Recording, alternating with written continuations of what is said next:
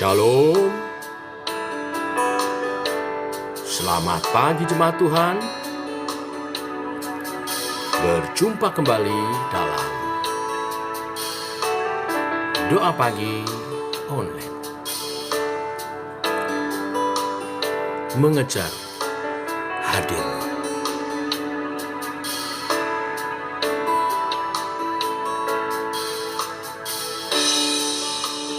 Dekat padamu, itu rinduku.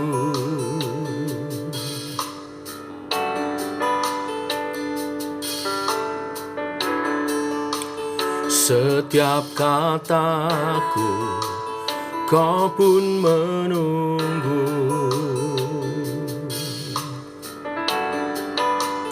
Tak kusangka ku temukan satu kasih yang abadi. Kini ku datang dan ku bawa hidupku,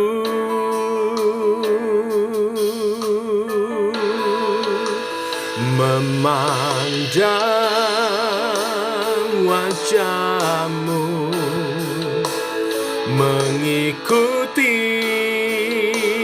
kebaikanmu, mengejar hadirmu dalam hidupku.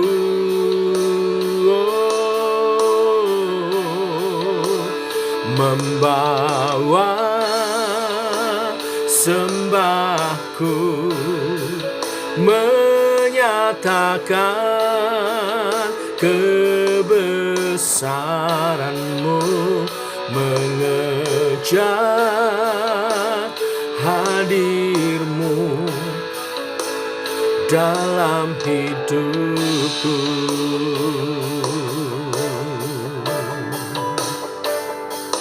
Na na na na na na na na na.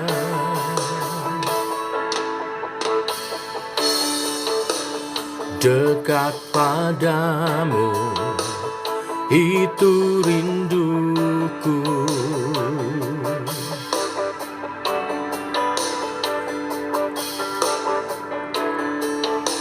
Setiap kataku, kau pun menunggu. Tak kusangka ku temukan satu kasih yang abadi. Kini ku datang dan ku bawa hidupku,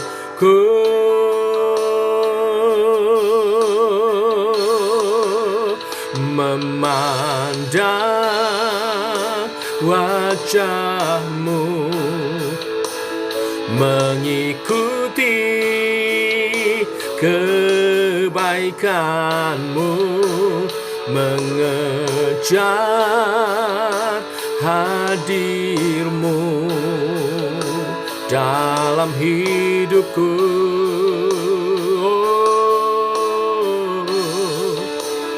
Membawa sembahku, menyatakan kebesaranmu, mengejar hadirmu dalam hidupku.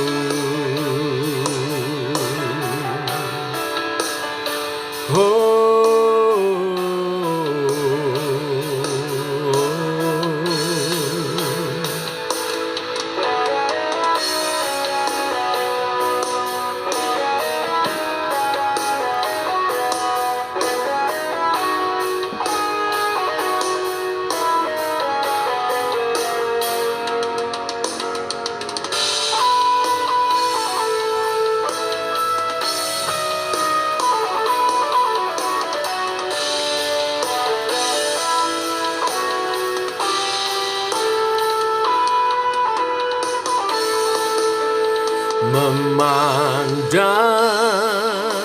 wajahmu, mengikuti kebaikanmu, mengejar hadirmu di dalam hidupku.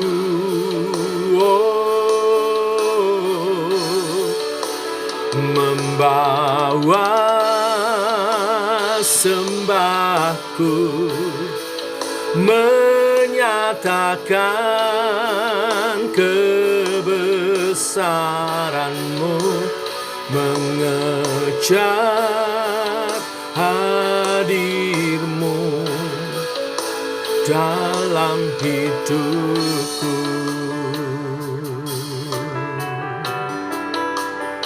Oh,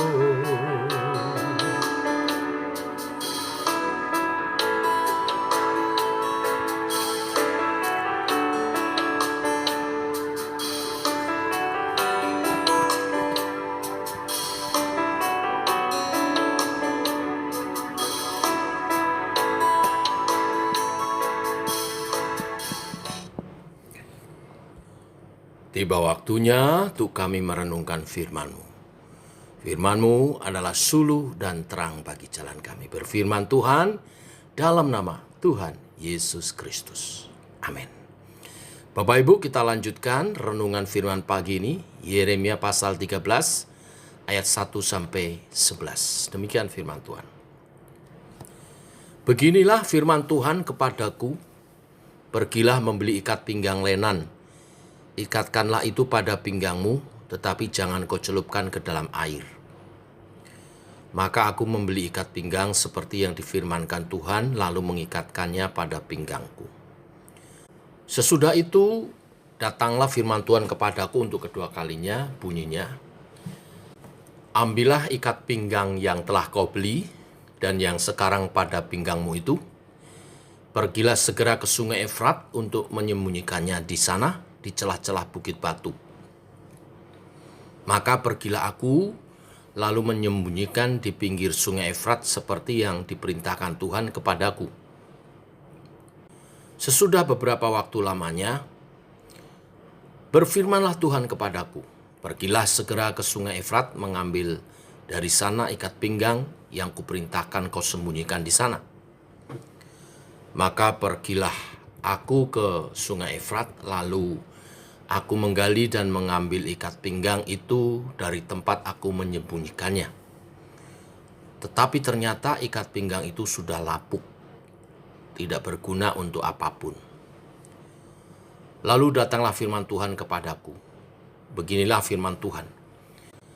Demikianlah aku akan menghapuskan kecongkak bungahan Yehuda dan Yerusalem. Bangsa yang jahat ini, yang enggan mendengar perkataan-perkataanku, yang mengikuti kedegilan hatinya dan mengikuti Allah lain untuk beribadah dan sujud menyembah kepada mereka, akan menjadi seperti ikat pinggang ini yang tidak berguna untuk apapun. Sebab seperti ikat pinggang melekat pada pinggang seseorang, demikianlah tadinya segenap kaum Israel dan segenap kaum Yehuda kulekatkan kepadaku. Demikianlah firman Tuhan.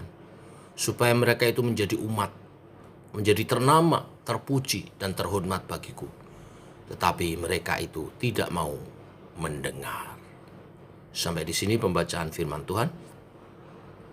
Bapak Ibu, Tuhan punya cara untuk memperbaiki kesalahan umatnya, membersihkan kesalahan setiap umatnya, agar didapatinya kembali kehidupan yang sesuai dengan rancangannya. Melalui perikop ini, Nabi Yeremia diperintahkan untuk mengikuti perintah Tuhan untuk membeli ikat pinggang lenan dan memakainya. Tetapi kemudian diperintahkan untuk melepaskan dan menyembunyikannya di pinggir sungai Efrat. Setelah beberapa lama, ia diperintahkan untuk mengambil ikat pinggang lenan itu, tetapi ternyata didapatinya ikat pinggang itu telah lapuk dan tak berguna. Lalu firman Tuhan datang kepada Nabi Yeremia seperti ikat pinggang lenan yang baru yang dipakai Yeremia. Demikianlah bangsa Israel dan Yehuda dahulu melekat pada Tuhan. Namun karena kecongkak-bongahan mereka, kini mereka seperti ikat pinggang yang lapuk dan tidak berguna. Nabi Yeremia diutus untuk menyampaikan bahwa Tuhan akan menghapuskan kecongkak-bongahan Yehuda dan Yerusalem. Sebab Tuhan memandang mereka sebagai bangsa yang jahat, yang enggan mendengar perkataan-perkataan Tuhan, dan bahkan malah mengikuti Allah lain.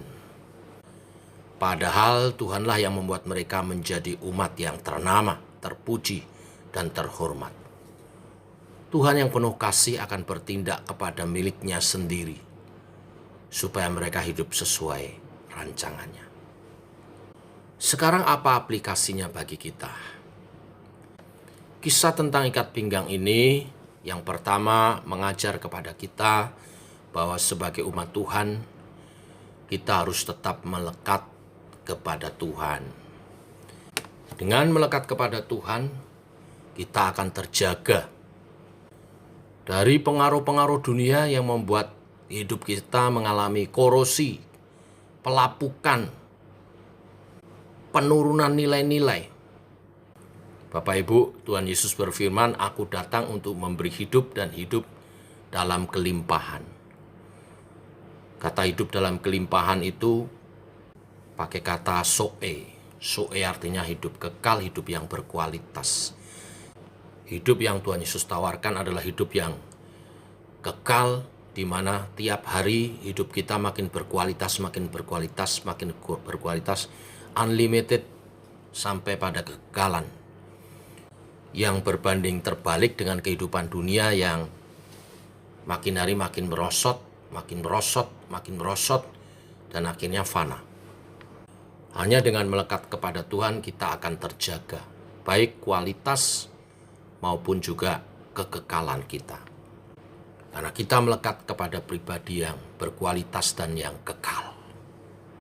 Yang kedua, dengan melekat kepada Tuhan, hidup kita menjadi berguna, berfungsi sebagaimana Tuhan menciptakan kita, melahirbarukan kita sebagai umatnya. Seperti ikat pinggang, ia berguna sebagai ikat pinggang. Saat dilepas dan ditaruh, tidak dipakai berapa lama, tidak berguna. Tetapi bila dipakai, maka ikat pinggang itu berguna sebagaimana mestinya. Hanya dengan melekat kepada Tuhan, hidup kita berguna. Berguna bagi Tuhan, juga berguna bagi sesama dan dunia ini. Hidup kita akan terus meningkat, hidup kita akan terus menghasilkan karya-karya karena mereka yang melekat kepada Tuhan, Tuhan limpahkan karunia-karunia. Melalui Allah Roh Kudus berkarya dalam diri kita dengan memberikan karunia-karunia. Karunia atau kemampuan ilahi. Ini lebih dari sekedar talenta. Talenta kita terima juga dari Tuhan saat kita lahir di dunia, ada bakat-bakat tertentu. Tetapi karunia diberikan saat kita lahir baru oleh Allah Roh Kudus yang berkarya dalam diri kita. Oleh karunia-karunia itulah kita berkarya. Karya-karya ilahi yang memberkati dunia ini dan lebih daripada itu bernilai kekal. Nah, itu dua hal bila kita melekat kepada Tuhan. Pertanyaannya sekarang, bagaimana melekat kepada Tuhan? Tentu dari konteks perikop ini, Tuhan ingin umat Israel dan Yehuda hanya menyembah kepada Tuhan dan hidup seturut kebenaran firman-Nya. Artinya hidup taat kepada firman Tuhan. Melekat kepada Tuhan berarti menyembah hanya kepada Tuhan Israel dan hidup sebagai pelaku-pelaku akan kebenaran firman-Nya. Mari umat Tuhan makin melekat kepada Tuhan. Tingkatkan ibadahmu dan hiduplah seperti Kristus dengan firman-Nya. hidup sebagai pelaku-pelaku firman Tuhan. Tuhan memberkati. Mari kita berdoa. Bapa, kami mengucap syukur oleh kasih dan anugerah-Mu, rahmat-Mu baru. Demikian pagi ini Engkau berfirman supaya kami melekat kepadamu Tuhan. Hidup menyembah hanya kepadamu dan hidup menjadi pelaku-pelaku firman-Mu. Maka kebenaran firman-Mu digenapi, janji-janji berkat yang menyertainya digenapi atas kehidupan kami. Hidup kami akan terjaga dan hidup kami akan terus berfungsi sebagaimana semestinya sebagai umat Tuhan dan jadi berkat, diberkati untuk menjadi berkat. Biarlah nama-Mu dimuliakan oleh umat Tuhan yang sepanjang hari ini berkarya karena melekat kepadamu. Dalam nama Yesus kami berdoa, kami mengucap syukur. Amin. Demikian saudara, doa pagi kita. Selamat pagi, selamat berkarya, tetap melekat kepada Tuhan, setia. Tuhan memberkati. Shalom.